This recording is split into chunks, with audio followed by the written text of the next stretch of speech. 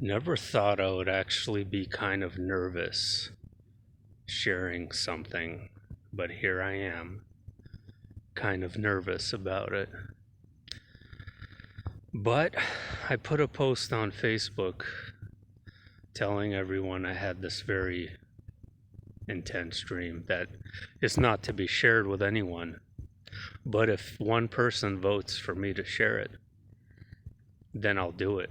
And thank you, Angel, for pressing the like button so that now I kind of feel obligated to. But there's more to it, and why I'm sharing this one in particular compared to many dreams that I've had that are similar, I'll explain later. Before that, I want to talk about the white owl that I saw again, not once tonight, but twice. And both times I saw it on the way to work. So this makes it a really strange situation, and I think it's full of meaning. Um, for some reason, I'm starting to think it is some kind of marker of time, that it's presenting to me some kind of split between time periods in which, I'm going from one personal epoch to another, kind of. But I don't know. It's a mystery to me. This white owl that I've been seeing for years is a mystery to me, and I can't really explain it. So, this dream, I would love to call it an astral experience because of how intense and tactile and sensory it was, and how deeply I felt everything, and how incredibly physical it was. It was so not exclusively mind. And the reason why I don't think it's the astral world was because the energetics, the oscillating harmonics that I was sensing in this realm felt like another life. I was living in another dimension, and my consciousness during my sleep state fused with that avatar of myself experiencing a life in that dimension, and harmonized and synchronized with that avatar for a brief moment of time to experience that, which I believe many of our dreams are. Um, some of them are glimpses of the astral realm. Some of them are our own mental creations, and others are literally you observing yourself in the future, in the past, somewhere along your infinite tapestry of lives that you can choose. So whatever it may be, and I personally think that this was a life that I was living, and the context was that I was in really kind of a beautiful building. It was really large, kind of looked like a mansion-like house, and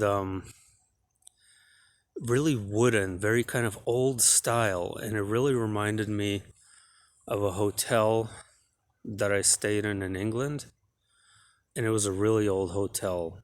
It was in Cornwall, and I literally think this place was like built like in the 1400s or something. But it reminded me of that, and I saw my dad and his brother in the dream, which there's a funny synchronicity to that. I spoke to my dad today, who lives in Pennsylvania, and his brother, my uncle, lives in New Jersey, and I haven't seen him in a very long time. But he talked to me about his brother today, and I was like, oh wow, I just saw him in a dream last night.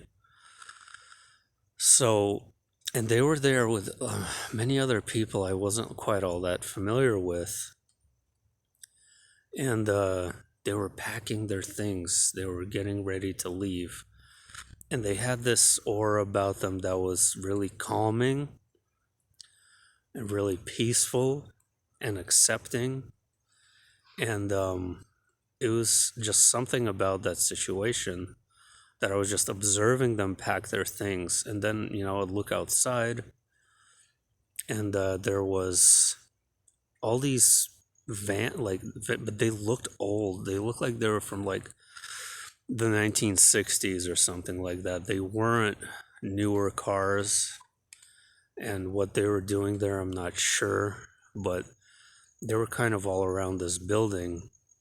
And so, I kind of almost felt like I was kind of living a day in this life. And then, when nighttime came about, this is the part that, I don't want to talk about, was that, I had this extraordinarily just very sensory and very physical and very real erotic encounter. Very sensual, incredibly sensual. And here's the thing about like probably 1 out of 10 dreams I have are like that.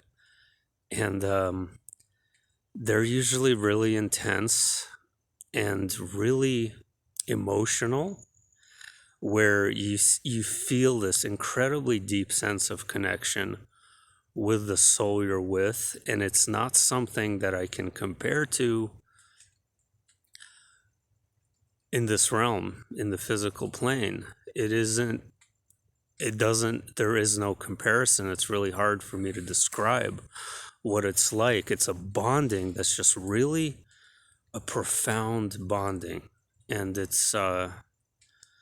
and it feels like it's like there's no inhibitions or tension or shame or anything. It's really liberating, these encounters.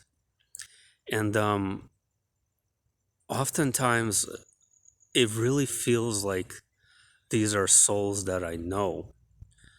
These are not just random encounters. And this time especially, it isn't someone I know in this lifetime, or if I did synchronize with this individual who is living a life in another dimension. I felt this deep sense of knowing this person, this soul, because it's a soul feeling. So it's really hard to describe. I can't compare it. Whatever, you could talk about, drugs, like ecstasy or cocaine, or it's not. It's not the same. It's much more fundamental to the entirety of your being. It's an experience that is a bonding, like, I wish I had the words. I just don't. I mean, I really kind of hope my wife doesn't watch this video, but what the hell can I do? It's not like I force myself to have these dreams, right? But, I just kind of let the cat out of the bag right now, and I just straight up told you guys, like, probably 1 out of 10 dreams are these intense sensual encounters that I obviously don't share and won't share again after this. But I figured, since it was so real, this one was so particularly real, that I had to talk about it. And yeah, it was something. All right.